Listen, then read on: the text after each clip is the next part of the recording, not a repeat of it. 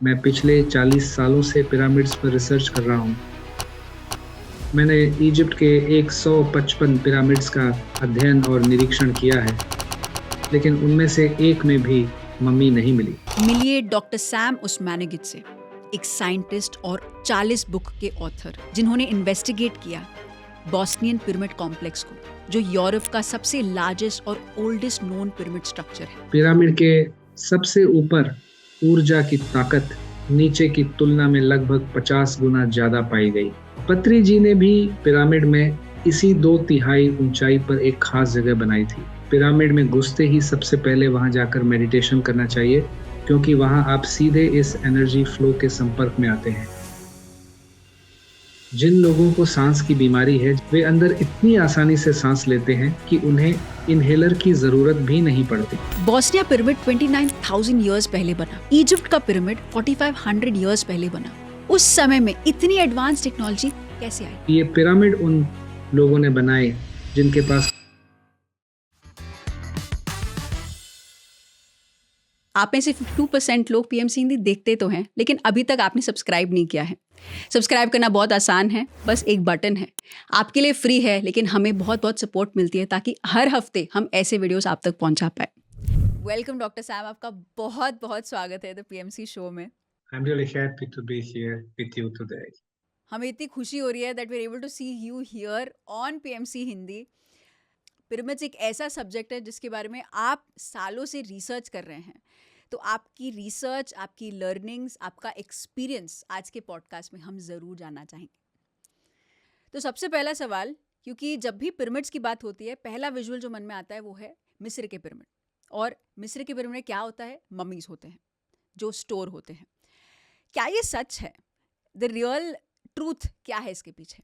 हमें बचपन से यही सिखाया गया है कि पिरामिड्स मिस्र के फेरोज यानी राजाओं की कब्रें थीं, लेकिन मेरी रिसर्च के अनुसार यह धारणा सही नहीं है। मैं पिछले 40 सालों से पिरामिड्स पर रिसर्च कर रहा हूँ। मैंने इजिप्ट के 155 पिरामिड्स का अध्ययन और निरीक्षण किया है, लेकिन उनमें से एक में भी मम्मी नहीं मिली।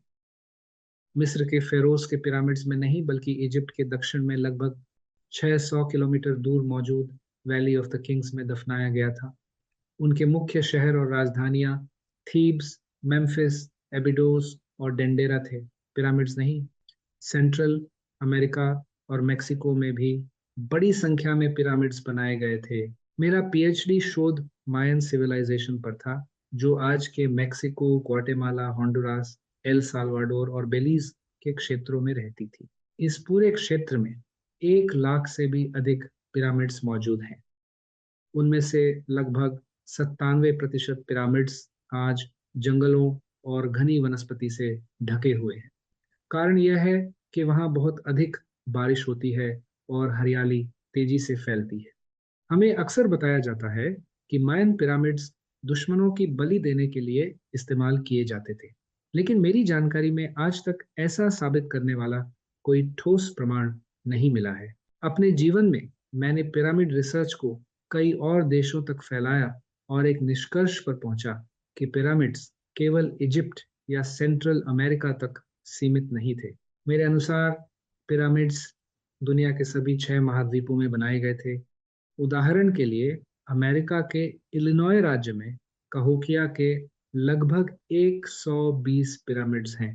पेरू में लगभग 300 पिरामिड्स हैं। बोलीविया में कई पिरामिड कॉम्प्लेक्स मौजूद हैं। इंडोनेशिया के वेस्ट जावा में गुनुंग पडांग पिरामिड है। कंबोडिया में कोह केर पिरामिड है। चीन के शांक्सी प्रांत में लगभग 250 पिरामिड्स हैं। ऑस्ट्रेलिया के पूर्वी तट पर जिम्पी पिरामिड स्थित है। अफ्रीका के उत्तरी सूडान में 224 न्यूबियन पिरामिड्स हैं। मॉरिशस द्वीप पर 7 पिरामिड्स हैं। कैनरी आइलैंड्स में 104 पिरामिड्स हैं। इटली के सिसिली क्षेत्र में 43 पिरामिड्स हैं। और अंत में बोस्निया, जहां हमने अपनी महत्वपूर्ण डिस्कवरीज की हैं। यदि एक सेंटेंस में कहूँ तो प्राचीन दुनिया वास्तव में पिरामिड्स की दुनिया थी। और अब सबसे महत्वपूर्ण सवाल सामने आता है, अगर पिरामिड्स कब्रें नहीं थे, अगर वे बलि देने के स्थान नहीं थे, तो फिर वे वास्तव में क्या थे? यही वह प्रश्न था जिसका उत्तर हमने अपनी रिसर्च के माध्यम से खोजने की कोशिश की और उसी से हमें कुछ बहुत ही रोचक जानकारियां मिली। ओके, तो ये तो क्लियर हो गया कि पिरामिड्स ममीज को स्टोर करने के लिए नहीं है, लेकिन इसके पीछे का पर्पस क्या है? क्योंकि जब भी कोई स्ट्रक्चर बनाया गया है उसके पीछे एक पर्पस है। जैसे हम मॉस्क देखे, चर्च देखे, टेम्पल्स देखे, ये सारे सीक्रेट ज्योमेट्री से बने हैं। एक ऐसा स्ट्रक्चर जब आप उसको उसके अंदर एंटर करते हैं तो एक अलग सी एनर्जी फील होती है। तो वैसे ही पिरामिड्स जो अलग अलग एंगल्स में है, 51 डिग्री है, 72 डिग्री है, ये सारे अलग अलग एंगल्स में पिरामिड्स क्यों बनाए गए, इसके पीछे का कारण क्या है? मेरी नज़र में पिरामिड की डेफिनेशन ये है।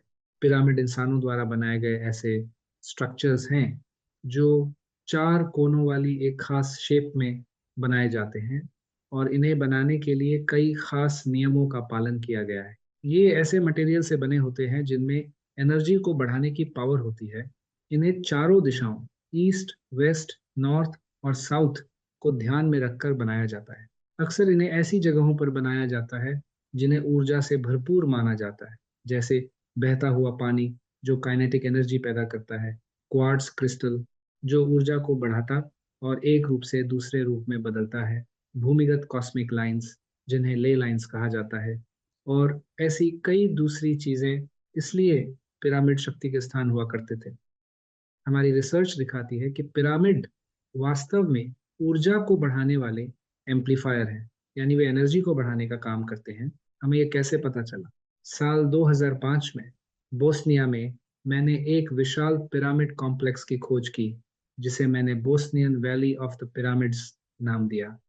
अब तक वहाँ 6 बड़े पिरामिड जैसे स्ट्रक्चर मिले हैं। इनमें सबसे बड़ा है बोस्नियन पिरामिड ऑफ द सन, जिसकी ऊंचाई 368 मीटर है। यह मिस्र के ग्रेट पिरामिड से कहीं अधिक ऊंचा है, जिसकी ऊंचाई लगभग 146 मीटर है। इसके अलावा वहाँ मून पिरामिड, ड्रैगन पिरामिड, अर्थ पिरामिड, लव पिरामिड और छठा पिरामिड भी है। इसके साथ 2 ट्यूम्यूली भी हैं। आर्कियोलॉजी में ट्यूम्यूलस उस गोल या कोन के आकार की पहाड़ी को कहा जाता है जिसे इंसानों ने बनाया हो। हमने जमीन के नीचे मौजूद प्राचीन सुरंगों के 7 रास्ते भी खोजे हैं। तो हमें कैसे पता चला कि पिरामिड ऊर्जा को बढ़ाते हैं? बोस्नियन पिरामिड ऑफ द सन के नीचे लोहे की एक बड़ी लेयर मौजूद है। लोहा इलेक्ट्रोमैग्नेटिक फील्ड पैदा करता है। पिरामिड इस ऊर्जा को ऊपर खींचता है और उसे और अधिक शक्तिशाली बना देता है। हमें यह इसलिए पता है क्योंकि हमने पिरामिड के आधार यानी पिरामिड के नीचे और उसकी चोटी यानी पिरामिड के सबसे ऊपर दोनों जगह एनर्जी मेजर की है। पिरामिड के सबसे ऊपर यानी पिरामिड की चोटी पर ऊर्जा की ताकत नीचे की तुलना में लगभग 50 गुना ज्यादा पाई गई। दूसरी बात, इस पिरामिड के नीचे जमीन के अंदर पानी की धाराएं बहती हैं। जब पानी बहता है तो उससे फायदेमंद नेगेटिव आयंस पैदा होते हैं। पिरामिड इन नेगेटिव आयंस की मात्रा को बढ़ा देता है। हमें यह कैसे पता चला? क्योंकि हमने इसे वैज्ञानिक तरीके से मेजर किया है। इसके लिए एक वैज्ञानिक डिवाइस का इस्तेमाल किया जाता है जिसे एयर आयन काउंटर कहा जाता है, जो आयंस की मात्रा मेजर करता है। हमारी सुरंगों में नेगेटिव आयंस की मात्रा पृथ्वी पर सबसे अधिक पाई गई। इसके अलावा खुदाई के दौरान हमें पिरामिड की दीवारों और सुरंगों में बहुत बड़ी मात्रा में क्वार्ट्ज क्रिस्टल मिले। इन क्वार्ट्ज क्रिस्टल में एनर्जी को बढ़ाने और उसे एक रूप से दूसरे रूप में बदलने की ताकत होती है। हमने वहाँ 28 किलोहर्ट्ज की इलेक्ट्रोमैग्नेटिक फ्रीक्वेंसी को मेजर किया। क्वार्ट्ज क्रिस्टल की वजह से ये ऊर्जा अल्ट्रासाउंड में बदल जाती है। अल्ट्रासाउंड हम सुन नहीं सकते, लेकिन उसे मशीनों से मेजर किया जा सकता है। साइंस में इस खास अल्ट्रासाउंड फ्रीक्वेंसी को लेविटेशन फ्रीक्वेंसी कहा जाता है। इस माहौल में लोगों को अपना शरीर बहुत हल्का महसूस होता है। अब हम समझ सकते हैं कि पुराने जमाने में पिरामिड बनाने वालों को एनर्जी के अलग अलग रूपों को कंट्रोल करना आता था। महान वैज्ञानिक निकोला टेस्ला ने करीब 120 साल पहले कहा था कि अगर आप ब्रह्मांड के रहस्यों को समझना चाहते हैं तो आपको उसे एनर्जी, फ्रीक्वेंसी और वाइब्रेशन के नजरिए से देखना होगा। सच तो यह है कि पिरामिड सिर्फ पुरानी इमारतें नहीं हैं, वे सीधे तौर पर एनर्जी से जुड़े हुए हैं। वे कुदरती एनर्जी को कई गुना बढ़ा देते हैं और ऐसी खास फ्रीक्वेंसी पैदा करते हैं जो हमारे शरीर की वाइब्रेशन को बदल देती है। इसका क्या मतलब है? स्कूलों में हमें वाइब्रेशन के बारे में नहीं पढ़ाया जाता, लेकिन हम जानते हैं कि जब हमारा मूड खराब होता है, जब हम चिंता में होते हैं, जब हम जेलसी, गुस्से या नफरत से भरे होते हैं, तब हमारी वाइब्रेशन बहुत कम हो जाती है। इसके ऑपोजिट, जब हमारे मन में सबके लिए प्यार होता है, तब हमारी वाइब्रेशन बढ़ जाती है। हमारी वाइब्रेशन किस चीज से प्रभावित होती है? हम क्या खाते पीते हैं, क्या सोचते हैं, अपना समय कहाँ बिताते हैं और कैसे माहौल में रहते हैं। अगर वो माहौल पिरामिड की एनर्जी वाला हो तो हमारी वाइब्रेशन बहुत ऊंची हो सकती है।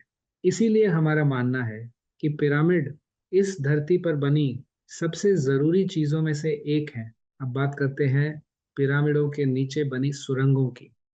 अब तक हम करीब 3.5 किलोमीटर लंबी इन पुरानी सुरंगों को साफ कर चुके हैं। जब आप इनके अंदर जाते हैं तो सांस लेना बहुत आसान हो जाता है।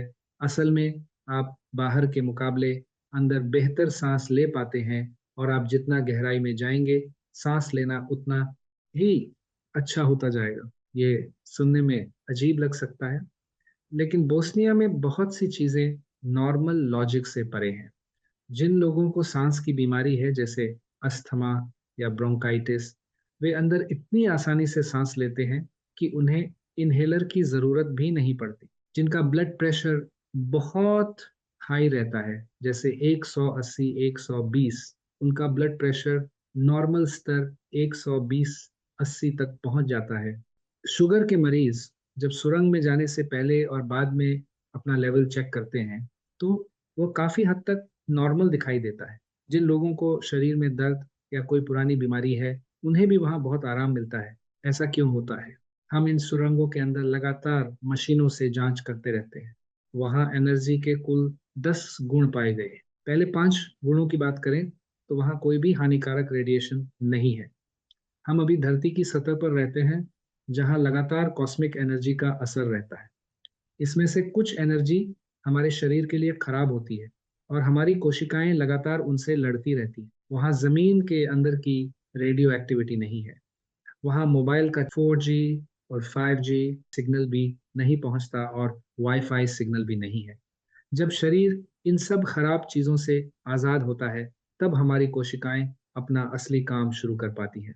वे शरीर को फिर से ठीक करने और रिपेयर करने, यानी रीजनरेशन का प्रोसेस शुरू कर देती हैं। बाकी 5 गुण भी मेजर किए जा सकते हैं।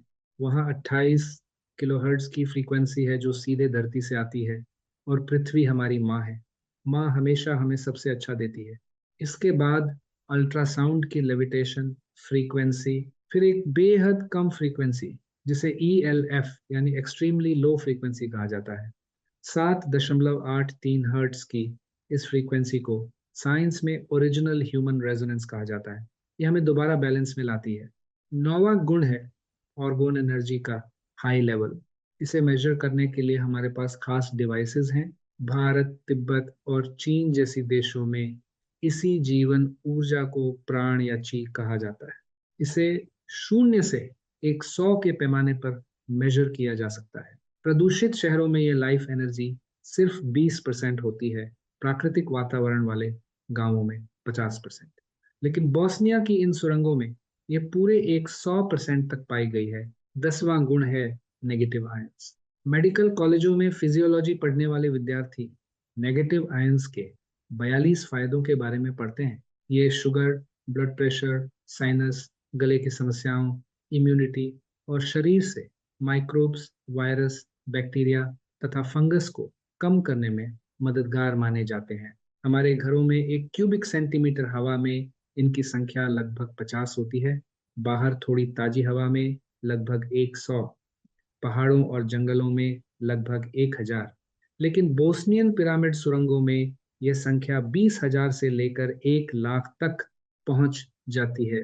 अब सोचिए, जब ये सभी 10 चीजें एक साथ मिलती हैं, तो ये सुरंगें दुनिया की सबसे सुरक्षित और हेल्दी जगह बन जाती है। इसी वजह से हर साल यहाँ सैकड़ों लोगों के हीलिंग अनुभव सामने आते हैं। अब ये बात लॉजिकल लगती है कि पिरामिड जैसी इतनी बड़ी चीजें सिर्फ मरे हुए लोगों के लिए नहीं बनाई गई होंगी। वे जिंदा लोगों की भलाई के लिए बनाई गई थी। और हेल्थ तो उनका सिर्फ एक छोटा सा हिस्सा था। आपने मुझसे बाकी उद्देश्यों के बारे में पूछा। नंबर 2, पिरामिड का दूसरा बड़ा फायदा पानी से जुड़ा है। सुरंगों में हमें ऐसे जल स्रोत मिले जो हजारों सालों से वहां है। लैब टेस्ट में पता चला कि यह पानी पूरी तरह शुद्ध है। इसका पीएच लेवल हमारे खून की तरह 7.45 है। जब हमने उस पानी के सैंपल को जापान के डॉक्टर मसारू इमोटो के पास भेजा, तो उन्होंने माइक्रोस्कोप से इसकी फोटो ली। वे पानी को -4 डिग्री पर फ्रीज करते थे, फिर इलेक्ट्रॉनिक माइक्रोस्कोप से उसकी तस्वीर लेते थे। इससे पानी की मॉलिक्यूलर स्ट्रक्चर दिखाई देती थी और उससे हमें बहुत कुछ पता चलता है। अगर पानी प्रदूषित हो तो उसकी मॉलिक्यूलर स्ट्रक्चर खराब हो जाती है, लेकिन पिरामिड का पानी एक बेहद सुंदर हेक्सागोनल आकार दिखाता है। हेक्सागन ऊर्जा के संदर्भ में एक बहुत शक्तिशाली ज्योमेट्रिकल आकार माना जाता है। इससे साबित हुआ कि पिरामिड एनर्जी का उपयोग हमारे जीवन के सबसे महत्वपूर्ण तरल पदार्थ यानी पानी की मॉलिक्यूलर स्ट्रक्चर को बेहतर बनाने के लिए किया जाता था। तीसरा फायदा खेती में देखा गया। हमने बीन्स यानी फलियों के बीजों पर एक्सपेरिमेंट किया। कुछ बीजों के बैग हमने टनल्स और पिरामिड के ऊपर रखे और एक बैग कंट्रोल ग्रुप के रूप में घर पर रखा। 15 दिन बाद हमने उन्हें लगाया। पिरामिड वाले बीजों से उगे पौधे 3 गुना तेजी से बढ़े। वे ज्यादा मजबूत और ज्यादा स्वस्थ थे। इससे पता चला कि पिरामिड एनर्जी हमारे डीएनए पर भी असर डालती है। नंबर 4, पिरामिड एनर्जी हमारी इम्यूनिटी को बढ़ाती है। नंबर 5, ये हमारी आध्यात्मिक इंद्रियों यानी स्पिरिचुअल सेंस को जगाने में मदद करती है। अब हमें खुद से पूछना चाहिए कि स्पिरिचुअलिटी क्या है। पश्चिमी संस्कृति में जब मैं स्कूल जाता था तो हमें बताया जाता था कि स्पिरिचुअलिटी का मतलब धर्म है। मैं सभी धर्मों का सम्मान करता हूँ, लेकिन मेरे लिए स्पिरिचुअलिटी का मतलब धर्म नहीं बल्कि अपनी उन शक्तियों को बढ़ाना है जिससे हम इस फिजिकल दुनिया के पार देख सके। भौतिक दुनिया हमारी 5 इंद्रियों पर आधारित है। हम देख सकते हैं, हम सुन सकते हैं, हम सूंघ सकते हैं, हम स्वाद ले सकते हैं, हम स्पर्श कर सकते हैं, लेकिन हमारी ये इंद्रियां बहुत सीमित हैं। इन इंद्रियों के माध्यम से जो दुनिया हम अनुभव करते हैं वह केवल एक छोटा सा हिस्सा है। असली दुनिया इससे कहीं ज्यादा बड़ी और जटिल है। कल्पना कीजिए कि हम ऊर्जा को महसूस कर सकें। जैसे कुछ लोगों में बायो एनर्जी फील्ड को महसूस करने की क्षमता होती है। कल्पना कीजिए कि हम ऊर्जा को देख सकें, उसके रंगों को देख सकें। हर रंग का अपना एक अर्थ होता है। लाल रंग कम वाइब्रेशन का संकेत हो सकता है। इंडिगो और वायलेट रंग ऊंचे वाइब्रेशन और आध्यात्मिकता का प्रतीक माने जाते हैं। अगर किसी के आसपास इंडिगो या सफेद रंग ज्यादा दिखाई दे तो आप समझ सकते हैं कि वह व्यक्ति काफी आध्यात्मिक है। हरा और नीला रंग हीलिंग और प्रेम का संकेत माने जाते हैं। ऐसे लोग आमतौर पर बहुत अच्छे होते हैं, लेकिन अगर लाल रंग बहुत अधिक दिखाई दे तो यह संकेत हो सकता है कि व्यक्ति को अपने विकास पर और काम करने की जरूरत है। मेरे लिए स्पिरिचुअलिटी का मतलब है ऐसी इंद्रियों को विकसित करना। टेलीपैथी यानी विचारों का आदान प्रदान भी एक आध्यात्मिक क्षमता है। आजकल हमें इन क्षमताओं को विकसित करना नहीं सिखाया जाता, लेकिन हजारों साल पहले ऐसे शिक्षक हुआ करते थे जो यह ज्ञान देते थे। टेलीकाइनेसिस यानी अपने मन की शक्ति से आसपास के वातावरण को प्रभावित करना। अमेरिका और ऑस्ट्रेलिया की मूल जनजातियों को देखिए। जब कई महीनों तक बारिश नहीं होती थी तो वे रेन डांस करते थे। वे वर्षा को आमंत्रित करते थे और बारिश होती थी। यह हमारे मन, हमारे फोकस और हमारे इरादों की शक्ति है। लेकिन आज हम इन बातों पर ज्यादा ध्यान नहीं देते। आज हम सिर्फ पैसा कमाने और सामान खरीदने वाले समाज में जी रहे हैं। हमें समझना होगा कि हम सिर्फ एक शरीर नहीं है। असल में हमारा भौतिक शरीर केवल एक छोटा सा हिस्सा है। सबसे महत्वपूर्ण हमारी आत्मा है, क्योंकि आत्मा अमर है। आत्मा की अपनी बुद्धिमत्ता होती है, उसकी अपनी आध्यात्मिक क्षमताएं होती हैं। ये पिरामिड एनर्जी इसी आत्मा की शक्तियों को जगाने में मदद करती है। और अंत में पिरामिड का एक और ऊर्जा संबंधी उद्देश्य है। सूर्य पिरामिड के शीर्ष पर हमने 28 किलोहर्ट्ज की ऊर्जा किरण मेजर की है, लगभग 4.5 मीटर चौड़ी। यह किरण ऊपर जाते हुए लगभग 24 मीटर तक फैलती है और इसकी शक्ति लगातार बढ़ती जाती है। है। विज्ञान में इसे स्केलर वेव्स या नॉन हार्जियन फील्ड्स या टेस्ला एनर्जी कहा जाता है, क्योंकि ये प्रकाश की गति से भी तेज चलती है। इसलिए पिरामिड का इस्तेमाल ऊर्जा और जानकारी को एक जगह से दूसरी जगह भेजने के लिए भी किया जाता होगा। इसलिए पिरामिड का एक उद्देश्य कम्युनिकेशन डिवाइस के रूप में भी हो सकता है। तो मैं अपनी बात यही कहकर खत्म करूंगा कि हमें जो पारंपरिक कहानी बताई जाती है उससे अलग हम एक नई समझ प्रस्तुत कर रहे हैं। हमारा मानना है कि पिरामिड जीवित समुदायों के लिए बनाए गए थे। उन्हें इस तरह बनाया गया था कि वे लगभग हमेशा बने रहें, ताकि लोगों को स्वास्थ्य, पानी, भोजन, इम्यूनिटी, स्पिरिचुअलिटी और कम्युनिकेशन जैसे महत्वपूर्ण लाभ मिल सकें। बेशक बहुत से लोग हमारे विचारों का विरोध करते हैं। आर्कियोलॉजिस्ट, जियोलॉजिस्ट, हिस्टोरियंस और स्थापित वैज्ञानिक, वे हमें स्यूडो आर्कियोलॉजी या स्यूडो साइंस कहते हैं, लेकिन इससे कोई फर्क नहीं पड़ता। प्रगति की यही कीमत होती है। अगर आप एक नए रास्ते पर चल रहे हैं तो आपको अपना काम करते रहना चाहिए, डिस्कवरीज करते रहना चाहिए। जब मैंने पहली बार इन सुरंगों की खोज की तो मैंने उन शक्तियों को सम्मान दिया जिन्हें मैं देख नहीं सकता था। मैंने उनसे कहा कि हम यहाँ इस खोज का फायदा उठाने नहीं आए, सिर्फ सीखने आए। मुझे नहीं पता था कि कोई मुझे सुन भी रहा है या नहीं, लेकिन सम्मान प्रकट करने का यही हमारा तरीका था। और वास्तव में बोस्निया के पिरामिड और उनकी टनल्स एक पवित्र जगह बन चुके हैं। इसके बाद हमने ये समझा कि मानवता का भविष्य फिजिकल और स्पिरिचुअल वर्ल्ड के बैलेंस में ही है। वाह, पिरामिड्स के इतने सारे बेनिफिट्स हैं, लेकिन तब भी बहुत कम लोग इसके बारे में जानते हैं। ऐसा क्यों है? जैसे निकोला टेस्ला एक बहुत ही फेमस साइंटिस्ट है जिन्होंने ऑल्टरनेटिंग करंट पावर सिस्टम को इन्वेंट किया। उन्होंने देखा कि पिरामिड्स इलेक्ट्रिसिटी ट्रांसमिशन में मदद कर सकते हैं, जो एब्सोल्युटली फ्री हो सकता है, अनलिमिटेड हो सकता है और वायरलेस हो सकता है। उनकी रिसर्च पर रोक लगाया गया। इतने बेनिफिट्स होने के बावजूद बहुत कम लोग पिरामिड्स के बारे में जानते हैं। ऐसा क्यों? निकोला टेस्ला के इरादे बहुत नेक थे। वे मानवता को साफ, अनलिमिटेड और मुफ्त बिजली देना चाहते थे। वे एक जीनियस थे और उनके नाम 650 से ज्यादा पेटेंट थे। लेकिन उनकी किस्मत कहिए या बदकिस्मती, उनके मुख्य इन्वेस्टर जेपी मॉर्गन थे, जो एक बहुत बड़े अरबपति थे। टेस्ला ने न्यूयॉर्क में एक मशहूर लकड़ी का टावर बनाया था जिसे वार्डन क्लिफ टावर कहा जाता है। उन्होंने कई एक्सपेरिमेंट किए और अपनी डायरी में लिखा कि मैंने एनर्जी को एक ग्रह से दूसरे ग्रह तक भेजने का तरीका ढूंढ लिया है, चाहे उनके बीच की दूरी कितनी भी क्यों ना हो। हजारों हॉर्स पावर की एनर्जी को भेजा जा सकता है। वे इसके लिए 28 किलोहर्ट्ज की फ्रीक्वेंसी का इस्तेमाल कर रहे थे।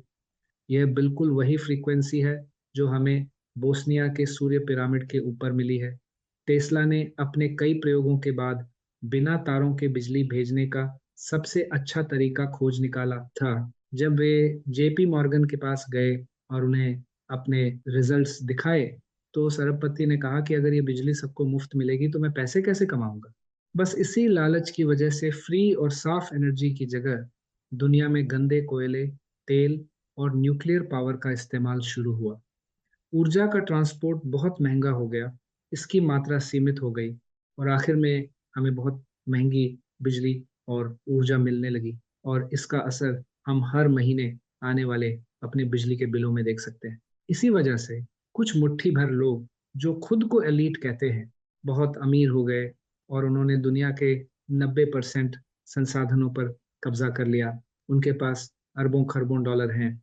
दूसरी तरफ हम जैसे 90% आम और नेक दिल लोग हैं जो हर महीने सिर्फ बिल भरने के लिए संघर्ष करते रहते हैं। लेकिन वह समय जरूर आएगा जब फ्री एनर्जी सबको मिलेगी और ये एक आजाद समाज का पहला स्तंभ होगा।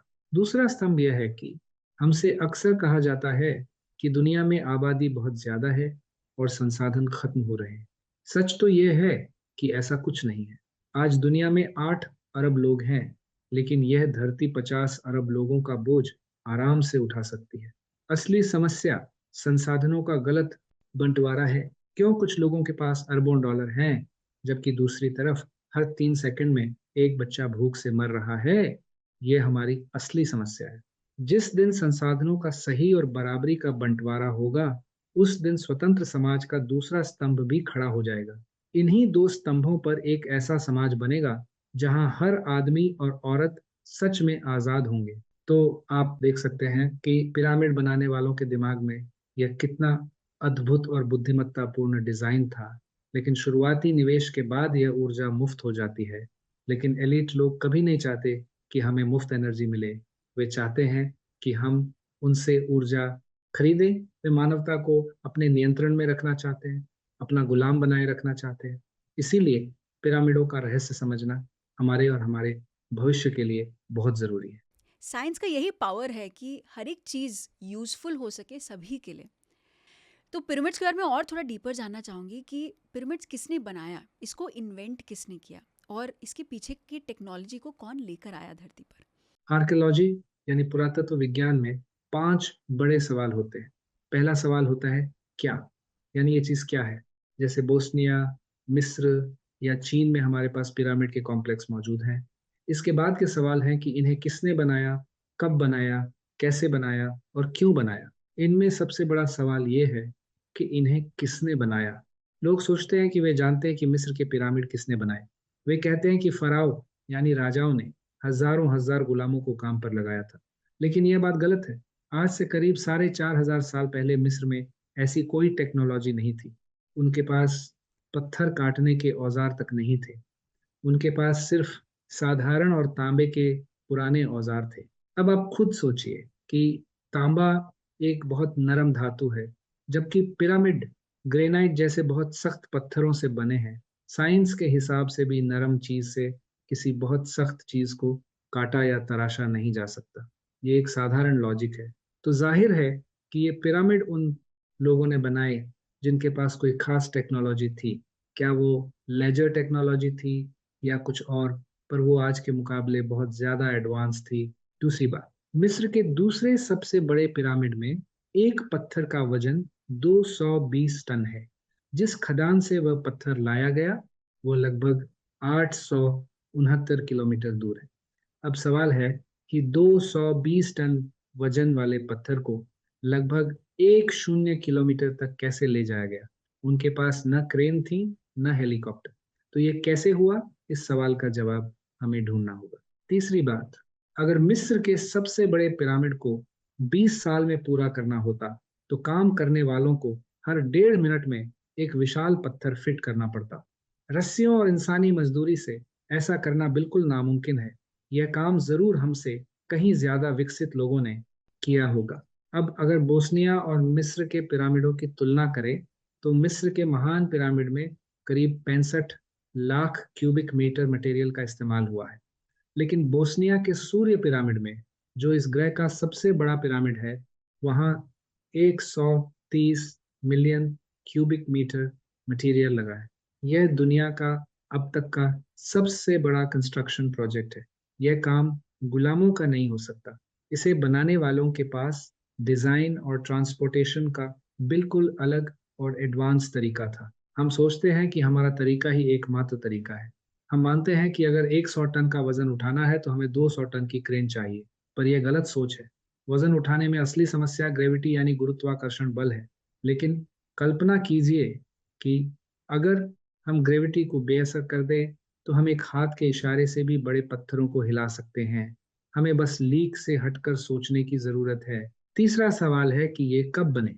मिस्र के पिरामिडों को 2500 साल पुराना बताया जाता है, पर मेरा मानना है कि वे उससे कहीं ज्यादा पुराने हैं।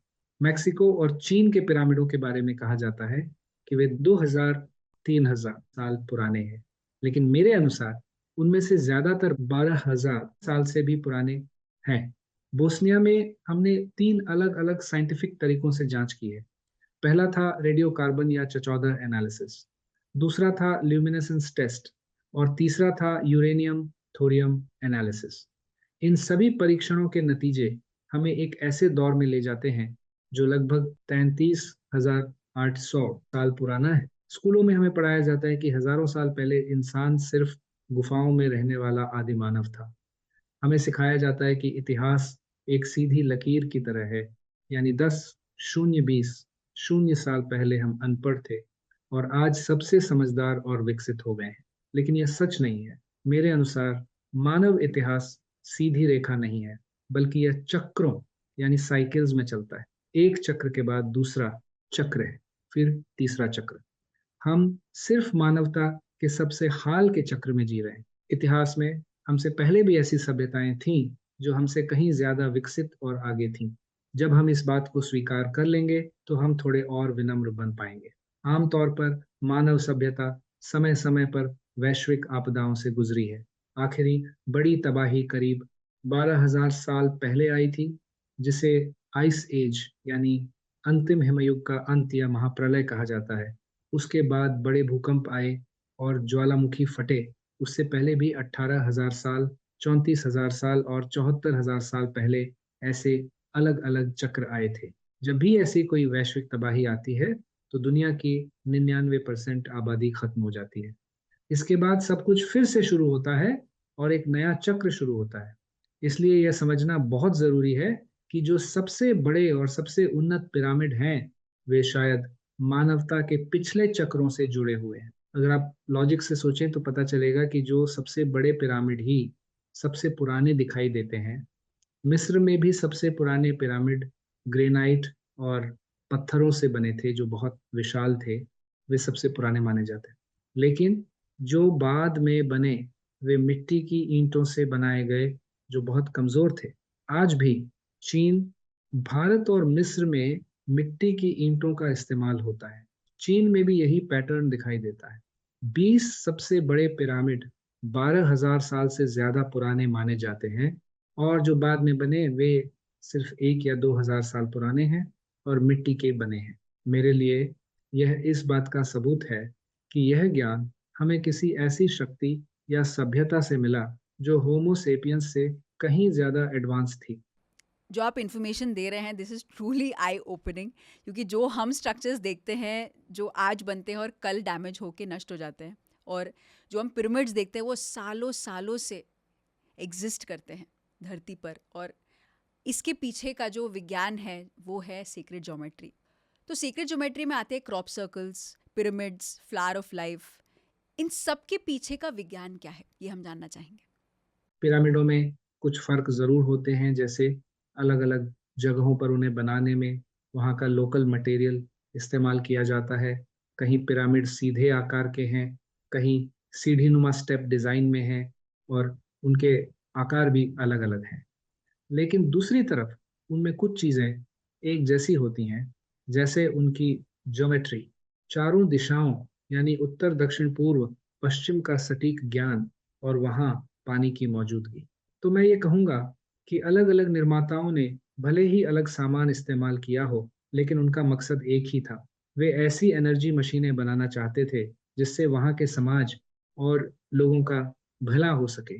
लेकिन अब अपने क्रॉप सर्कल्स यानी खेतों में बनने वाले उन रहस्यमय डिजाइनों का जिक्र करके एक और जरूरी सवाल उठा दिया है।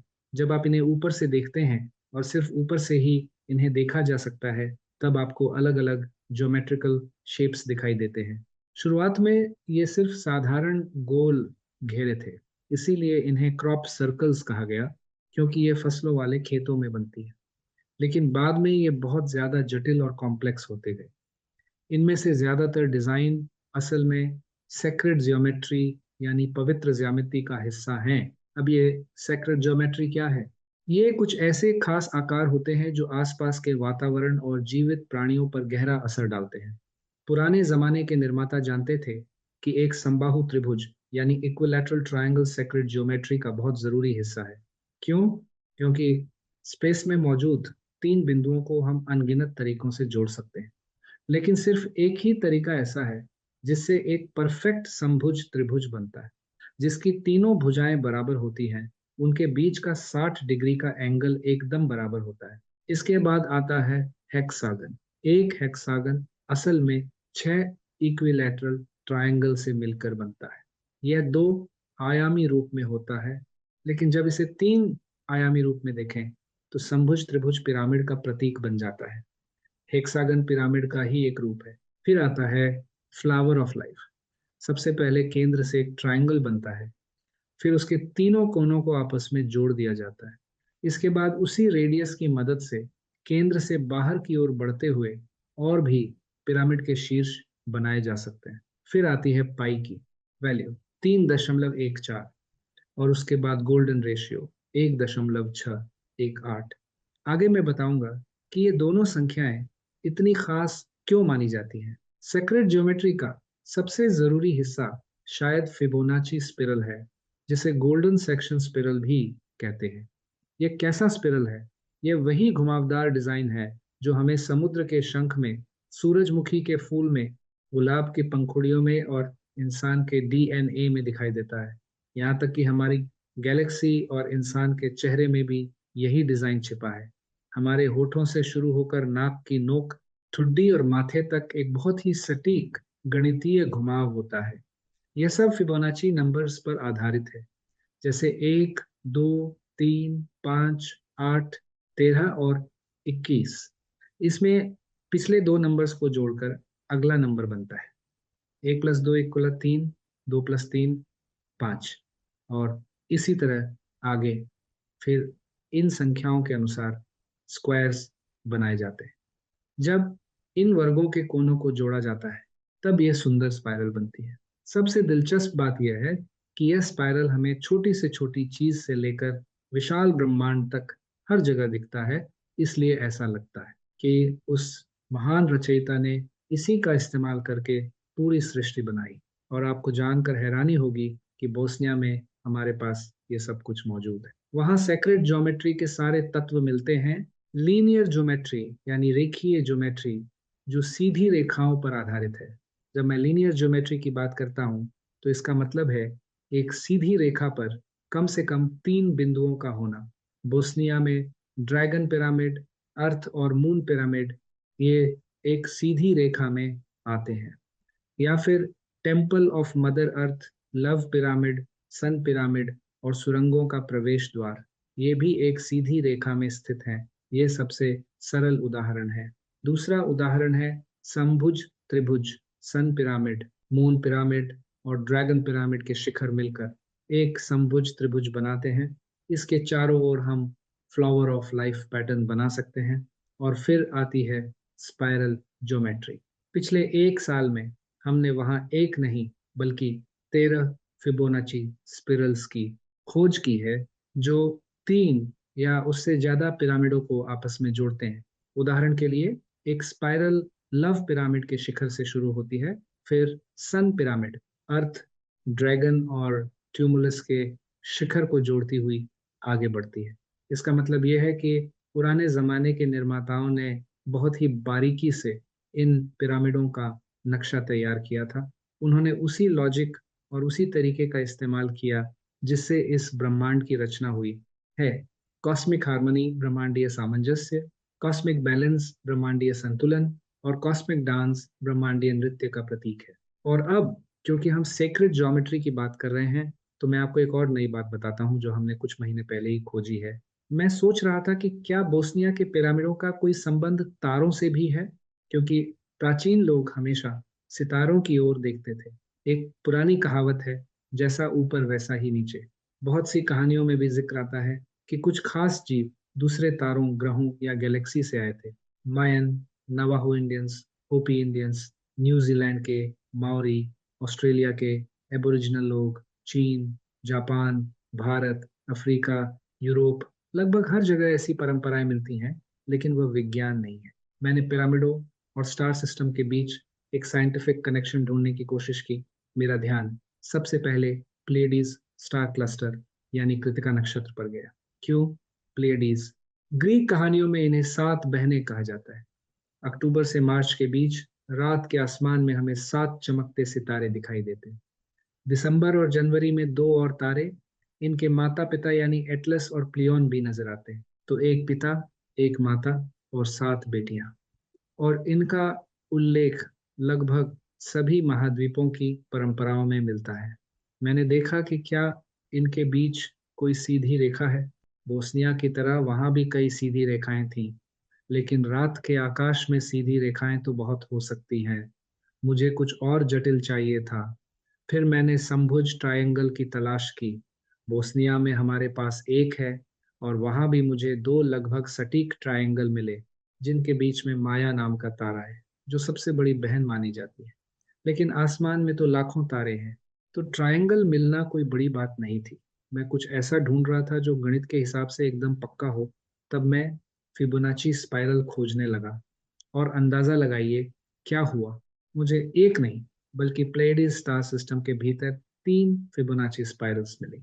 मैंने बॉस्नियन पिरामिडों का नक्शा लिया और उसे उसके ऊपर रखा, तो वे एक दूसरे से बिल्कुल मैच कर रहे थे। इसके बाद मैंने इस विषय पर अपना एक साइंटिफिक आर्टिकल लिखा, जो एक मशहूर जर्नल में पब्लिश हुआ है, और मैंने इस वैज्ञानिक खोज की घोषणा दुनिया के सामने की। यह जानकारी अब सार्वजनिक रूप से उपलब्ध है। इस विषय पर मेरे 7 शोध पत्र हैं। मुझे लगता है कि यह अब तक की सबसे बड़ी आर्कियो एस्ट्रोनॉमिकल खोज है, और मैंने इसका नाम रखा द प्लीडीज कोड। मेरी नई किताब का नाम भी the Pleiades code in the Bosnian pyramids है। सब टाइटल है seven sisters and the oldest pyramids on अर्थ।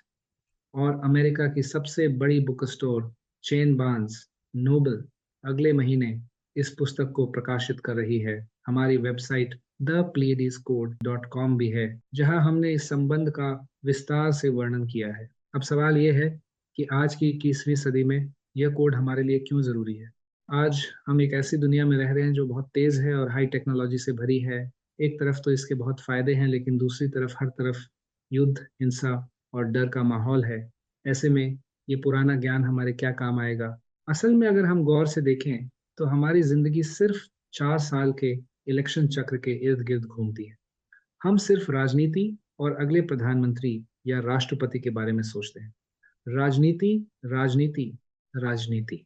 लेकिन पुराने लोग कहीं ज्यादा समझदार थे। वे हजारों साल आगे की सोचते थे। उन्होंने सेक्रेड ज्योमेट्री, कॉस्मिक हार्मनी, गणित, खगोल विज्ञान, चेतना, ऊर्जा और स्पिरिचुअलिटी को आपस में जोड़कर एक ऐसा बैलेंस बनाया था जो आज हम खो चुके हैं। हमें उनसे बहुत कुछ सीखना है, ताकि हम भौतिक और आध्यात्मिक दुनिया के बीच संतुलन बना सके।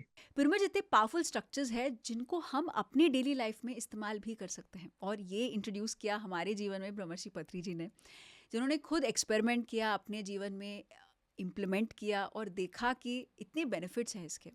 और उसके बाद बना पिरामिड स्पिरिचुअल सोसाइटीज़ मूवमेंट, और अभी तक 30,000 से भी ज़्यादा पिरामिड्स बन चुके हैं, और बहुत सारे लोगों ने इसका बेनिफिट लेकर अपने जीवन में ट्रांसफॉर्मेशन लेकर आए। और आप भी पत्री जी से मिले थे एक कॉन्फ्रेंस में, तो मैं जानना चाहूँगी और डिटेल में, क्योंकि जब पिरामिड्स में मेडिटेशन किया जाता है तो क्या फाइंडिंग्स पाए जाते हैं? मिस्र, चीन, पेरू और मेक्सिको जैसे देशों में पिरामिड सरकारें चलाती हैं। वहाँ का आर्कियोलॉजी विभाग सिर्फ पुरानी चीजें ढूंढने में लगा रहता है। वे मेडिटेशन या स्पिरिचुअलिटी के बारे में नहीं सोचते। वे हीलिंग के बारे में भी नहीं सोचते। उनका पूरा ध्यान बस मिट्टी के पुराने बर्तन या आदिमानव के औजार ढूंढने पर रहता है। लेकिन यह तो सिर्फ पहला कदम है। सच तो यह है कि पिरामिड कोई सिर्फ पुरानी इमारतें नहीं है। जैसा कि मैंने पहले कहा, ये एनर्जी, फ्रीक्वेंसी और वाइब्रेशन पर आधारित हैं, जो जीवन के कई पहलुओं को प्रभावित कर सकते हैं, चाहे वह स्वास्थ्य हो, चेतना हो या आध्यात्मिक विकास। बोस्निया का हमारा प्रोजेक्ट दुनिया का सबसे ओपन प्रोजेक्ट है। हम लोगों को वहां आकर मेडिटेशन करने के लिए प्रोत्साहित करते हैं। अगर आप मिस्र के पिरामिडों में जाएं तो आपको वहां के गार्ड्स को पैसे देने पड़ते हैं, ताकि वे कुछ देर के लिए अपनी आंखें बंद कर लें और आपको 5 या 10 मिनट मेडिटेशन करने दें। लेकिन बोस्निया में हम कहते हैं कि आइए मेडिटेशन कीजिए और अपने अंदर की दुनिया को महसूस कीजिए, फिर अपना अनुभव हमारे साथ शेयर कीजिए। इसी संदर्भ में मुझे ब्रह्मर्षि पत्री जी की याद आती है। वे बहुत से लोगों के लिए एक पिता की तरह थे, जिन्होंने सबको ज्ञान और रास्ता दिखाया। साल 2012 से लेकर उनके जाने तक मैं उनसे कई बार मिला, और हर बार उनसे कुछ न कुछ नया सीखने को मिला। पत्री जी के 2 मुख्य लक्ष्य थे। पहला ये कि हर कोई मेडिटेशन करे, और दूसरा ये कि हर कोई शाकाहारी बन जाए। और वे इन दोनों बातों को इतनी ऊर्जा और जुनून से कहते थे कि सुनने वाला प्रभावित हुए बिना नहीं रह सकता था। मुझे आज भी हमारी पहली मुलाकात याद है। साल 2012 में पीएसएसएम ने मुझे सिंगापुर में एक कॉन्फ्रेंस के लिए बुलाया। मैं तब उन्हें जानता नहीं था। मैं कॉन्फ्रेंस शुरू होने से कुछ घंटे पहले पहुंच गया था और अकेला बैठा बाकी लोगों का इंतजार कर रहा था। तभी एक व्यक्ति अंदर आए, सफेद कपड़े, लंबे सफेद बाल और लंबी सफेद दाढ़ी। वे मेरे पास आकर बैठे, मेरे घुटने पर हल्के से हाथ रखा और कहा, अगर कोई व्यक्ति सच में आध्यात्मिक बनना चाहता है तो उसे मांसाहार नहीं करना चाहिए। मैं तो उन्हें जानता भी नहीं था और बस उन्हें ग्रीट करना चाहता था, लेकिन उनकी पहली लाइन यही थी। मुझे वह आज भी याद है। बाद में उन्होंने मुझे बताया कि वे हमेशा से बोस्निया के पिरामिड देखना चाहते थे और कई बार अपने साथियों के साथ वहां आए। वे एक बहुत अच्छे दोस्त थे और उनसे हमेशा एक पॉजिटिव एनर्जी मिलती थी। उन्हीं की वजह से बेंगलुरु में 5,000 लोगों के मेडिटेशन के लिए एक बहुत बड़ा पिरामिड बनाया गया। क्योंकि जब आप ध्यान करते हैं तो मन शांत होता है। तब आप अपने जीवन को समझ पाते हैं, सही सवाल पूछ पाते हैं और सही फैसले ले पाते हैं। एक बार एक छोटा बिजनेसमैन उनके पास आया और बोला कि पत्री जी, मैं कई सालों से बिजनेस कर रहा हूँ, पर मुझे कोई प्रॉफिट नहीं होता। मैं हर महीने घाटे में रहता हूँ। मुझे क्या करना चाहिए? पत्री जी ने उसे देखा और बोले, मेडिटेट। फिर एक शादीशुदा जोड़ा उनके पास आया। उन्होंने कहा कि हमारी शादी को 7 साल हो गए हैं, लेकिन हमारे बच्चे नहीं हैं। हम बहुत चाहते हैं कि हमारा अपना परिवार हो। हमें क्या करना चाहिए? पत्री जी ने उनकी तरफ देखा और फिर वही कहा, मेडिटेट। पत्री जी वाकई एक महान इंसान थे। मैं उन्हें बहुत प्यार और सम्मान करता हूँ। आज भी जब मुझे उनके किसी ज्ञानपूर्ण भरी बात को याद करना होता है, तो मैं उनकी तस्वीर को देखता हूँ और उनकी बातें याद करता हूँ। हमें आज पिरामिड साइंस की जरूरत है। इसमें एनर्जी के 3 अलग अलग फ्लोज होते हैं। पहला एनर्जी फ्लो पिरामिड के सबसे ऊपर से निकलता है, जैसा हमने बोस्निया के पिरामिडों में मापा है। इसका इस्तेमाल कम्युनिकेशन के लिए किया जा सकता है। दूसरा एनर्जी फ्लो पिरामिड से बाहर निकलकर आसपास की भूमि और वातावरण पर असर डालता है। इसका सकारात्मक प्रभाव कृषि, पर्यावरण और पूरे समाज पर पड़ता है। और तीसरा एनर्जी फ्लो वो है जो सीधे हम पर असर डालता है। जब आप पिरामिड के अंदर होते हैं तो आप इस तीसरे एनर्जी फ्लो के बीच होते हैं। अगर आप कल्पना करें तो पिरामिड के अंदर एनर्जी गोल घूमती है। इसी वजह से मिस्र के पिरामिड बनाने वालों ने किंग्स चैम्बर को पिरामिड की 2/3 ऊंचाई पर बनाया था, ताकि लोग इस फायदेमंद एनर्जी के बीच रह सके। पत्री जी ने भी बेंगलुरु के पिरामिड में इसी 2/3 ऊंचाई पर एक खास जगह बनाई थी। उनका कहना था कि पिरामिड में घुसते ही सबसे पहले वहां जाकर मेडिटेशन करना चाहिए, क्योंकि वहां आप सीधे इस एनर्जी फ्लो के संपर्क में आते हैं। जब पिरामिड की एनर्जी आपकी वाइब्रेशन पर असर डालती है और आपकी वाइब्रेशन ऊंची हो जाती है, तो आप मेडिटेशन की गहरी अवस्था में बहुत जल्दी और आसानी से पहुंच जाते हैं। और जब आप उस अवस्था में पहुंचते हैं तो जीवन के हर क्षेत्र में उसका उपयोग कर सकते हैं, जैसे सही फैसले लेना। आज की दुनिया की सबसे बड़ी समस्या ये है कि लोगों के पास रुककर सोचने का समय नहीं है। हमें समय चाहिए ताकि हम शांत हो सके, सोच सके और सही निर्णय ले सके। व्यवसाय में क्या करना है, परिवार में अगला कदम क्या होगा, बच्चों की परवरिश कैसे करनी है, किस शिक्षा का चुनाव करना है, लोगों के साथ बेहतर संबंध कैसे बनाने हैं, बड़े निवेश कैसे करने हैं। स्वास्थ्य के मामले में भी हमें स्वयं से पूछना चाहिए, क्या समस्या केवल शरीर में है या हमारे ऊर्जा स्तरों में भी कोई असंतुलन है। मेरे अनुसार पिरामिड में समय बिताने और ध्यान करने से व्यक्ति अपने स्वास्थ्य और जीवन से जुड़े बेहतर निर्णय लेने में सक्षम हो सकता है। इसीलिए पिरामिड बनाना जरूरी है। पिरामिड बहुत बड़े भी हो सकते हैं, जिनमें 5 से 7 हजार लोग आ सके। मैंने इंडिया में ऐसे कई पिरामिड देखे हैं, इवन स्कूल्स में भी। यहाँ तक कि अगर आपकी छत का आकार भी पिरामिड जैसा है तो उसका असर भी नीचे रहने वालों पर पड़ता है। मैंने कुछ छोटे गांवों में भी 3 या 4 मीटर ऊंचे पिरामिड देखे हैं। लोग तांबे के पाइप से अपना खुद का पिरामिड ढांचा भी बना सकते हैं। बस उसमें थोड़े क्वार्ट्स क्रिस्टल जोड़ दें और उसे चारों दिशाओं के हिसाब से सही सेट कर दें। इससे हमें बेहतर नींद आएगी, हमारा खाना बेहतर होगा और मेडिटेशन में भी गहराई आई। तो हाँ, इसके बहुत सारे प्रैक्टिकल फायदे हैं। ये एनर्जी बिजली की तरह नहीं है, बल्कि ये बहुत सूक्ष्म एनर्जी है। और चूंकि हम भी सूक्ष्म प्राणी हैं, इसलिए हमें बस अपनी सही वाइब्रेशन को ढूंढने की जरूरत है।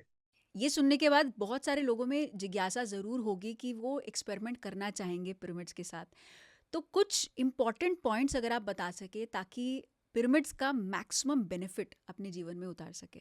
अगर आप घर पर छोटा पिरामिड बनाकर इस्तेमाल कर रहे हैं, तो आपको उसके अंदर यानी उसके नीचे ही बैठना चाहिए। जैसा कि मैंने बताया, इसे काम करने के लिए कम से कम 3 चीजें जरूरी हैं। पहली चीज है पिरामिड का सही शेप। दूसरी चीज है उसके कोनों और साइड्स में क्वार्ट्ज क्रिस्टल का होना। और तीसरी सबसे जरूरी चीज है दिशा, यानी उत्तर दक्षिण पूर्व पश्चिम के हिसाब से उसका सही तालमेल। जब ये तीनों चीजें मिल जाती हैं, तब पिरामिड में अपनी खास एनर्जी पैदा होने लगती है, जो सीधे हमारे शरीर पर असर डालती है। कुछ लोग पिरामिड को अपने बेड के ऊपर लटका देते हैं, ताकि वे उसके नीचे सो सकें और सोते समय भी उस एनर्जी का फायदा उठा सकें। यह तरीका भी बहुत अच्छा और फायदेमंद है। This is a mind blowing episode doctor Sam, because एक एपिसोड में पिरामिड्स का A to Z लोग को समझ में आ गया होगा। तो बहुत सारे लोगों ने सवाल पूछे हैं पिरामिड से जुड़े हुए, अपनी डेली लाइफ से जुड़े हुए, जिसको हम इस FAQ राउंड में आपसे पूछेंगे। तो एक के बाद एक आप इसका जवाब दे सकते हैं। तो शुरू करते हैं पहले सवाल से। तो पहला सवाल है, क्या पिरामिड्स के मटेरियल से कोई फ़र्क पड़ता है क्या? पिरामिड किस मटेरियल का बना होना चाहिए? इसका जवाब है हाँ। हालांकि अगर आप तांबे की खाली ट्यूब्स का इस्तेमाल करते हैं, तो नतीजे किसी भी दूसरे मटेरियल के मुकाबले ज्यादा बेहतर होंगे। आप इसे प्लास्टिक से भी बना सकते हैं, लेकिन तांबा सबसे अच्छा है। क्यों? उदाहरण के लिए बोस्निया के सूर्य पिरामिड को देखिए। इसके निर्माण में कंडक्टिव यानी ऊर्जा को आसानी से प्रवाहित करने वाली और नॉन कंडक्टिव यानी ऊर्जा के प्रवाह को रोकने या नियंत्रित करने वाली दोनों प्रकार की सामग्रियों का उपयोग किया गया है। इन दोनों का संतुलित संयोजन इसकी संरचना को विशेष बनाता है। गीली मिट्टी कंडक्टिव होती है, और जबकि सीमेंट से बने ठोस ब्लॉक नॉन कंडक्टिव। यही चीज मिस्र और बाकी जगहों पर भी देखी गई है। जब ये मेल होता है, तो स्केलर फील्ड्स पैदा होती हैं जो बहुत पावरफुल होती हैं। लेकिन यदि कोई व्यक्ति घर पर छोटा पिरामिड बनाना चाहता है, तो उसे बहुत बड़ी या महंगी संरचना की आवश्यकता नहीं है। जैसा कि मैंने कहा, आप तांबे की ट्यूब्स का इस्तेमाल करके एक छोटा ढांचा बना सकते हैं। आपको बस एक चौकोर बेस के लिए 4 टुकड़े चाहिए, और 4 ट्यूब्स ऊपर के लिए जो छोटी पर जाकर मिलें। कुल 8 टुकड़ों से ये बन जाएगा। करीब 2-2 मीटर की ट्यूब से आप इसे तैयार कर सकते हैं। इसे आप अपने लिविंग रूम या बेडरूम में कहीं भी रख सकते हैं। यह आपके लिए एक पवित्र जगह बन जाएगी। वहां बैठकर मेडिटेशन करें और रिलैक्स करें। इसमें कुछ क्वार्ट्ज क्रिस्टल भी जो दें, जो काफी सस्ते मिल जाते हैं। दिशा देखने के लिए अपने फोन के कंपास का इस्तेमाल करें और इसे उत्तर, दक्षिण, पूर्व, पश्चिम के हिसाब से सेट कर लें। यह बहुत आसान और सस्ता तरीका है। बेशक एक बड़ा पिरामिड बनाना एक अलग मेहनत का काम है। हमने अपने सुंदर पार्क में एक पिरामिड बनाया है। मैंने अपने 25 साल की अमेरिका की पूरी कमाई इस प्रोजेक्ट में लगा दी। मैं ह्यूस्टन टेक्सास से वापस बोस्निया आया और वहाँ की बेकार और गंदगी वाली जमीन खरीदी। हमने उसे एक बहुत सुंदर पार्क और सांस्कृतिक केंद्र में बदल दिया और वहाँ एक पिरामिड बनाया। यह पिरामिड 9 बाई 9 मीटर का है। हमने इसमें 369 के नंबरों का इस्तेमाल किया है, क्योंकि कहा जाता है कि ये नंबर ब्रह्मांड की हर गतिविधि को समझा सकते हैं। इसके अंदर की सपोर्ट दीवारें 6 बाई 6 की हैं और बाहरी हिस्सा 9 बाई 9 का। इसमें करीब 80 लोग एक साथ बैठ सकते हैं। यह जगह लोगों को बहुत जल्दी शांत कर देती है। लोग वहाँ म्यूजिक, चांटिंग और मेडिटेशन का बहुत आनंद लेते हैं। जब हमने साइंटिफिक डिवाइसेस से इसको मेजर किया, तो पार्क में पिरामिड के बाहर नेगेटिव आयंस की मात्रा करीब 1000 थी, जो कि अच्छी मानी जाती है। लेकिन पिरामिड के अंदर सिर्फ 2 मीटर की दूरी पर यह मात्रा 15,000 पाई गई, यानी 15 गुना अधिक। यही पिरामिड की ताकत है कि यह अच्छी चीजों को कई गुना बढ़ा देता है। हमने इस पिरामिड की नींव और दीवारों में 250 किलो क्वार्ट्ज क्रिस्टल लगाए हैं। इसी वजह से ये इतना असरदार है। इसलिए मैं कहूँगा जितने अधिक सही तत्व आप जोड़ेंगे उतना बेहतर परिणाम प्राप्त होगा। That is so beautifully put doctor Sam, क्योंकि हमारा यही प्रयास है कि हम कैसे पिरामिड्स को पब्लिकली मास लेवल पर सभी तक पहुंचा सके। एंड एज पीएमसी हिंदी हमने ये इनिशिएटिव लिया कॉल्ड ऊर्जाफाई, ऊर्जा मीन्स एनर्जी, और सभी तक ये ऊर्जा जब स्प्रेड होगी, सभी के हेल्थ प्रॉब्लम्स से वो सभी लोग बाहर आ सकते हैं। तो हम छोटे छोटे पिरामिड्स जैसे एक knee pyramid, back pyramid, cap pyramid, अलग अलग तरीके के पिरामिड्स हम लेकर आए हैं ताकि लोग अपनी डेली लाइफ में पिरामिड्स का इस्तेमाल कर सकें। सबसे पहला कदम है जागरूकता, अवेयरनेस। जब लोगों को ये समझ आने लगेगा कि पिरामिड कब्रें नहीं, जैसा कि हमें अक्सर बताया जाता है, बल्कि एनर्जी मशीनें हैं जो हम पर असर डालती हैं, तो यही बदलाव की पहली शुरुआत होगी। दूसरा कदम है पिरामिडों का निर्माण, चाहे वे बड़े हों या छोटे। जब हम इनके फायदों को जान लेते हैं तो ध्यान की गहरी अवस्था तक पहुंचना बहुत आसान हो जाता है। जैसे ये छोटे पिरामिड जिन्हें ऑर्गोनाइट कहा जाता है, इनमें अलग अलग लेयर्स होती हैं। इसमें कंडक्टिव मेटल के टुकड़े और नॉन कंडक्टिव मटेरियल का इस्तेमाल हुआ है। इसके ऊपर एक क्रिस्टल लगा है और तांबे के तार का एक स्पिरल भी है। ये सब मिलकर एक सुरक्षा कवच यानी प्रोटेक्टिव शील्ड बनाते हैं, जो हमें हर तरह के टेक्निकल रेडिएशन से बचाते हैं। आज हम चारों तरफ से internet, wifi, TV, microwave, laptop, mobile phone और अन्य इलेक्ट्रॉनिक उपकरणों से निकलने वाले रेडिएशन से घिरे हुए हैं। यह रेडिएशन हमारे शरीर और हमारी एनर्जी फील्ड को नुकसान पहुंचाता है। पिरामिड इस रेडिएशन को कम करने में मदद करते हैं। इसलिए मेरी सलाह होगी कि अपने घर के किसी एक कमरे में तांबे का या किसी और मटेरियल का एक बड़ा पिरामिड जरूर रखें। साथ ही कुछ छोटे ऑर्गोनाइट पिरामिड अपने कार्यस्थल, स्टडी टेबल, ऑफिस डेस्क या टीवी के पास रखें, जहां आप अधिक समय बिताते हैं। इससे आपकी लाइफ की क्वालिटी काफी बेहतर हो जाएगी। तो अगला सवाल ये थोड़ा मेरे मन में भी था, क्योंकि नोवाक जोकोविक ने बोस्नियन पिरामिड को विजिट किया, और ये जानना चाहेंगे कि पिरामिड्स विजिट करने के बाद उनका क्या रिस्पॉन्स था, क्या एक्सपीरियंस था, और इससे क्या इम्पैक्ट हुआ बोस्नियन पिरामिड्स की अवेयरनेस के लिए। नोवाक जोकोविच दुनिया के बेहतरीन टेनिस प्लेयर हैं और शायद अब तक के सबसे महान एथलीटों में से एक हैं। वे बहुत बुद्धिमान, जिज्ञासु और अध्ययनशील व्यक्ति हैं। वे काफी पढ़ाई करते हैं और वे शाकाहारी हैं। वे इस विज्ञान को बहुत अच्छे से समझते हैं। वे अब तक 6 बार बोस्निया के पिरामिड देखने आ चुके हैं। उन्होंने तो यहाँ एक घर भी ले लिया है, क्योंकि वे पिरामिड एनर्जी की वैल्यू को समझते हैं और उसे बहुत पसंद करते हैं। वे सुरंगों के अंदर इस एनर्जी को साफ महसूस कर सकते हैं। वे उन लोगों में से हैं जो अपने दिन की शुरुआत मेडिटेशन से करते हैं। तो मैं यही कहूंगा कि अगर वे पिरामिड एनर्जी को इतना मानते हैं और उसकी इज्जत करते हैं, तो हम सबको भी इसके बारे में सोचना चाहिए। हमें लगना चाहिए कि अगर वे वहां जा सकते हैं तो शायद हमें भी जाना चाहिए। ये हमारे भारतीय दोस्तों के लिए एक बहुत अच्छा इनविटेशन हो सकता है। मैं खुद कई बार इंडिया गया हूँ और मैंने बोस्निया में भी बहुत से भारतीयों को देखा है। उन्हें यहाँ की सुरंगें और मेडिटेशन की जगहें बहुत पसंद आती हैं। हमारा खूबसूरत पार्क आध्यात्मिक शांति और आपसी तालमेल के लिए एक बहुत ही खास जगह है। तो ये हर किसी के लिए यहाँ आने का एक खुला न्योता है। अगर आप यहाँ नहीं आ सकते तो कोई बात नहीं, लेकिन आपको पिरामिड एनर्जी के फायदों के बारे में जागरूक जरूर होना चाहिए। तो अगला सवाल लेते हैं। पिरामिड्स अलग अलग एंगल्स में बनाए जाते हैं, 51 डिग्री, 51 मिनट्स, 72 डिग्री, 60 डिग्रीज। तो आपके अकॉर्डिंग पिरामिड्स बनाने के लिए बेस्ट एंगल कौन सा होता है? हाँ, यह एक बहुत महत्वपूर्ण विषय है। पत्री जी ने बेंगलुरु में जो पिरामिड बनाया वह मिस्र के ग्रेट पिरामिड के अनुपात और डिजाइन से प्रेरित है। उसका एंगल 51 डिग्री 51 मिनट है और उसका बेस चौकोर है। मिस्र का गिजा पिरामिड वाकई बहुत विशाल है। उसका बेस 230 मीटर और ऊंचाई 146 मीटर है। जब आप बेस को ऊंचाई से डिवाइड करते हैं तो नतीजा 3.14 आता है, जिसे हम पाई कहते हैं। दरअसल इस पिरामिड के निर्माण में गणित, खगोल, विज्ञान और कैलेंडर का बहुत गहरा ज्ञान छिपा हुआ है। लेकिन मिस्र के बाकी पिरामिडों के एंगल अलग अलग हैं। जैसे वहां का रेड पिरामिड 43 डिग्री का है। एक बेंट पिरामिड भी है जिसके दो अलग एंगल हैं, एक 43 डिग्री और दूसरा 54 डिग्री।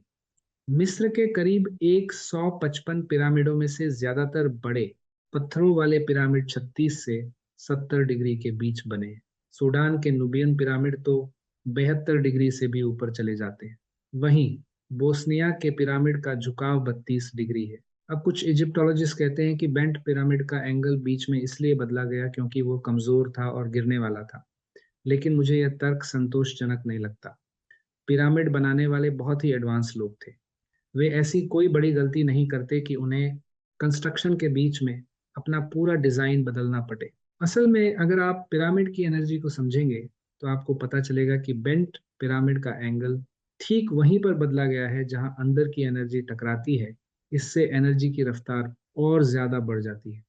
यानी वे अलग अलग एंगल्स के साथ एक्सपेरिमेंट कर रहे थे ताकि उन्हें अलग अलग नतीजे मिल सके। क्या इसका मतलब यह है कि कुछ पिरामिड खास तौर पर हीलिंग के लिए थे और बाकी किसी और काम के लिए? यह मुमकिन है, पर यही वजह है कि हमें एक नई पिरामिड साइंस की जरूरत है।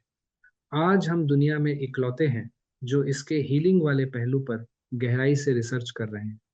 मिस्र में बदकिस्मती से वे इंजीनियरों, वैज्ञानिकों या डॉक्टरों को ऐसी मशीनी जांच की इजाजत नहीं देते। वे इसे सिर्फ एक पुरानी इमारत और मकबरा मानकर चलते हैं और कहते हैं कि एनर्जी की बातें साइंटिफिक नहीं है, लेकिन यह सही तरीका नहीं है। हमें अलग अलग फील्ड के वैज्ञानिकों को एक साथ लाना होगा, तभी हमें पिरामिडों की पूरी और असली सच्चाई पता चलेगी। It's such an honour doctor Sam to do this interview with you. हम आपसे मिले थे एक पिरामिड कॉन्फ्रेंस में, and every time we see you, आपका जो जुनून है पिरामिड्स के साथ, we want that the world knows about pyramids. हमारा भी यही प्रयास है, आपका भी यही प्रयास है, और हम साथ मिलकर यही करते रहेंगे, इसका अवेयरनेस फैलाते रहेंगे। So we are so happy and we are so honoured, and हम चाहते हैं कि बार बार आप पीएमसी हिंदी पर आए और ये विजडम सभी तक पहुंचाते रहें, और हर एक प्लेटफॉर्म पर पिरामिड्स के बारे में बातचीत हो। And this is our pure intention, और हम चाहते हैं कि आप ऐसे ही ध्यान करते रहिए और यही जो विजडम है बांटते रहिए। Wonderful. Thank you very much. Thank you. तो यस फ्रेंड्स, पिरामिड्स ऐसे एनर्जी है, ऐसे ऊर्जा है जो आपके जीवन को पूरी तरह परिवर्तित कर देगी। तो आप भी एक्सपेरिमेंट कीजिए, एक्सपीरियंस कीजिए पिरामिड्स को। आज ही ऑर्डर कर सकते हैं आप ऊर्जाफायर.com से। ये हमारा सेवा इनिशिएटिव है ताकि आप अपने जीवन में परिवर्तन लेकर आ सकें। पीएमसी शो में हमारा यही प्रयास है कि हम नए नए स्पिरिचुअल विजडम को आप तक पहुंचा सकें।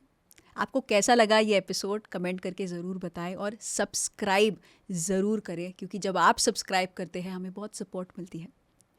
हम मिलेंगे अगले एपिसोड में एक नए टॉपिक के साथ। तब तक देखते रहिए पीएमसी हिंदी। Thank you. मैं अंदर से काफ़ी दुखी थी। मेरे को अस्थमा का अटैक हुआ, बहुत जबरदस्त। इतना डिप्रेशन में गई थी मैं यकीन नहीं कर पा रहे थे मेरा बेटा एक्सपायर हो गया। मुझे तो कभी कभी ऐसा लगता था कि मैं सुसाइड कर लूं। ध्यान से मेरे माइग्रेन ठीक हो रहे हैं। मेडिटेशन लिया और 1 हफ्ते के अंदर मुझे नींद आनी शुरू हो गई। मेडिटेशन आपकी लाइफ भी बदल सकता है, इसलिए ज्वाइन कीजिए पीएमसी हिंदी का फ्री 14 डेज मेडिटेशन प्रोग्राम। इसका लिंक आपको डिस्क्रिप्शन में मिल जाएगा।